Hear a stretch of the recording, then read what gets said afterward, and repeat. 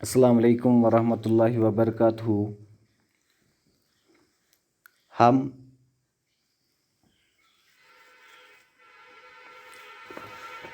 بہارستان اردو کی چوتھی کتاب سے جو سبق پڑھتے ہیں اس کا نام ہے درگاہ حضرت بل۔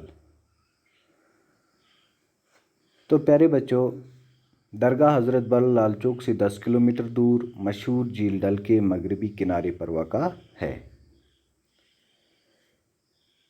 اس کے مغرب میں کشمیر یونیورسٹی، مشرق میں ڈل کے بیچوں بیچ خوبصورت چار چناری اور جنوب میں تھوڑے فاصلے پر نیشنل انسٹیٹیوٹ آف ٹیکنالوجی نام کا ادارہ واقع ہے۔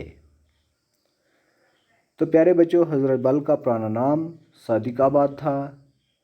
مغل بادشاہ شاہ جہاں کے ایک صوبیدار صادق خان تارانی نے 1623 عیسوی میں اس جگہ پر ایک خوبصورت باغ تعمیر کروایا اور ساتھ میں عشرت محل نام کی ایک برادری یعنی 12 دروازوں والا مکان بھی بنوایا۔ پھر 1634 عیسوی میں جب شاہ جہاں کشمیر آئے تو ان کو یہ برادری بہت پسند آئی۔ پھر شاہ جہاں کے حکم سے عشرت محل کو ایک عبادت خانے میں تبدیل کیا گیا۔ مغل بادشاہ اورنگزیب کے دور حکومت میں رسول پاک صلی اللہ علیہ وسلم کا موئے مقدس وارد کشمیر ہوا۔ پھر پہلے اس کو نقش بند صاحب رحمۃ اللہ علیہ کی زیارت میں رکھا گیا۔ پھر چونکہ وہاں پر جگہ کی کمی کی وجہ سے شہر کے بزرگ اور سنجیدہ لوگوں کے مشورے پر درگاہ حضرت بل کو ہی اس کی مستقل قرارگاہ یعنی ہمیشہ کے لیے اس کو درگاہ میں ہی رکھنے کا فیصلہ لیا۔ اس وقت کشمیر کے گورنر فاضل خان تھے، یعنی جب موئے مقدس کو درگاہ حضرت بل میں رکھا گیا اس وقت کشمیر کے گورنر فاضل خان تھے۔ پھر فاضل خان نے صادق آباد کا نام تبدیل کر کے حضرت بل رکھا، یعنی حضرت بل کا جو پہلا نام تھا وہ صادق آباد تھا، پھر اس کو تبدیل کر کے حضرت بل رکھا۔ اس کے بعد عبادت گاہ کی توسیع کی گئی۔ تو پیارے بچوں، حضرت بل کو جموں و کشمیر کے مذہبی مقامات میں ایک خاص مقام حاصل ہے۔ اس سے حضرت بل کے علاوہ آثار شریف، مدینہ ثانی اور درگاہ شریف بھی کہتے ہیں۔ تو آج ہمیں پڑھنا ہے صفحہ نمبر 92 پر۔ 1968 عیسوی میں اس درگاہ کی تعمیر نو مسجد نبی صلی اللہ علیہ وسلم کے طرز پر شروع کی گئی، جو 1979 عیسوی میں مکمل ہوئی۔ حضرت بل کی نئی عمارت سنگ مرمر سے بنائی گئی ہے۔ درگاہ کو جاذب نظر بنانے کے لیے اس کے چاروں اطراف خوبصورت اور دلکش باغ بنوائے گئے ہیں۔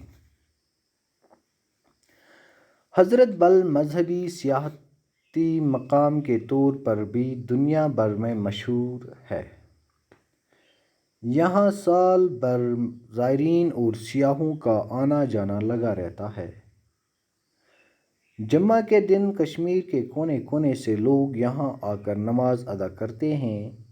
عید میلاد النبی صلی اللہ علیہ وسلم اور معراج نبی صلی اللہ علیہ وسلم کے موقعوں پر لاکھوں عقیدت مند موئے مقدس صلی اللہ علیہ وسلم کی زیارت سے فیض یاب ہوتے ہیں۔ حضرت بل عقیدت، اعتقاد اور فیض و برکت کا سر چشمہ ہے۔ تو پیارے بچوں، 1968 عیسوی میں اس درگاہ کی تعمیر نو مسجد نبی صلی اللہ علیہ وسلم کے طرز پر شروع کی گئی۔ 1968 میں اس درگاہ کی تعمیر نو مسجد نبی صلی اللہ علیہ وسلم کے طرز پر شروع کی گئی، جو 1979 عیسوی میں مکمل ہوئی۔ حضرت بل کی نئی عمارت سنگ مرمر سے بنائی گئی ہے۔ جو حضرت بل کی نئی عمارت بنائی گئی ہے وہ قیمتی سفید پتھر سے یعنی سنگ مرمر سے بنائی گئی ہے۔ درگاہ کو جاذب نظر بنانے کے لیے اس کے چاروں اطراف خوبصورت اور دلکش باغ بنوائے گئے ہیں۔ اس درگاہ کو جاذب نظر یعنی اچھا نظر آنے والا، نظر کو کشش کرنے والا، جاذب نظر، دلکش، جاذب نظر کہتے ہیں دلکش بنانے کے لیے اس کے چاروں اطراف یعنی چاروں طرف، اطراف ہوتا ہے طرف کا جمع، خوبصورت اور دلکش باغ بنوائے گئے ہیں۔ حضرت بل مذہبی سیاحتی مقام کے طور پر بھی دنیا بھر میں مشہور ہے۔ حضرت بل مذہبی سیاحتی یعنی سیاحوں کے لیے بھی اور مذہب کے لیے بھی یہ دنیا بھر میں مشہور ہے۔ یہاں سال بھر زائرین اور سیاحوں کا آنا جانا لگا رہتا ہے۔ تو یہاں پر سال بھر زائرین کہتے ہیں زیارت کرنے والے کو، عقیدت مند کو، اور سیاحوں کا آنا جانا لگا رہتا ہے۔